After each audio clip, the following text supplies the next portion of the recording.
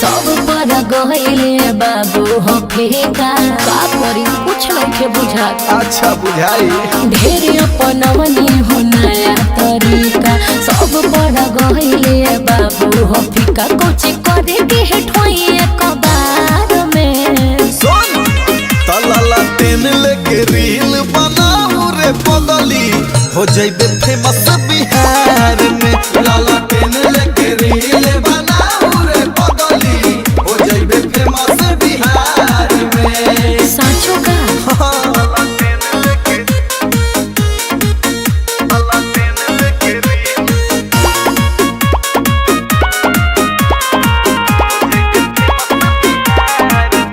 अरे सीना ठोकी कहतार कैसे कि सगरी छा जइबो।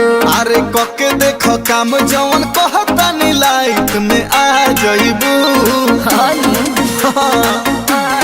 एहो सीना ठोकी कहतार कैसे कि सगरी छा जइबो।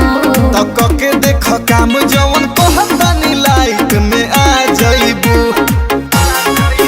रात रात छप जइबू अखबार में। आई हो दादा तलाला पेन लेके रील बनाऊ रे पगली हो जइबे फेमस बिहार में। लाला पेन लेके वीडियो बनाऊ रे पगली हो जइबे फेमस बिहार में।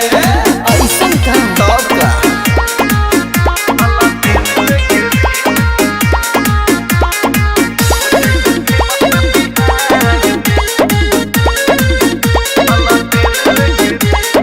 आरडी सुमित अमर याद पर तप काई साचाबा। वायरल होखे के बात तोरा त मौका अच्छा बा।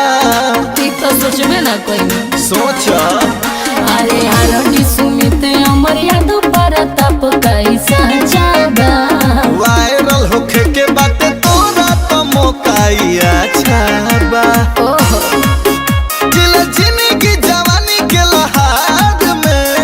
ओहो तलाला तेन लेके रील बनाऊ रे पगली हो जइबे फेमस बिहार में। लाला तेन लेके रील बनाऊ रे पगली हो जइबे फेमस बिहार में। तो चलो बनावल जाओ। तो जो बनाओ।